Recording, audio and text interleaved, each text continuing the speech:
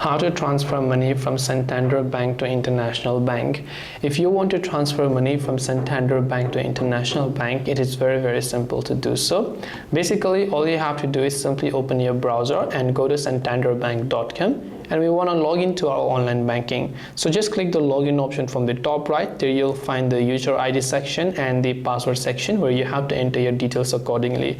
So once you enter your user ID and both your password, just click on the login button right here, and as soon as you click on the login button, you'll be successfully logged into your Santander online banking.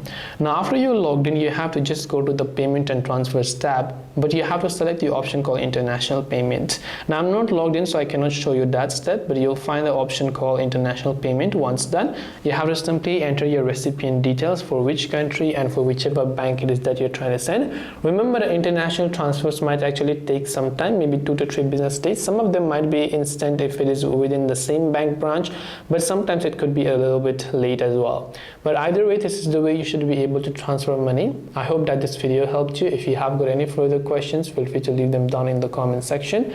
Thank you for watching till the very end of this tutorial, and as always, see you soon in our next video.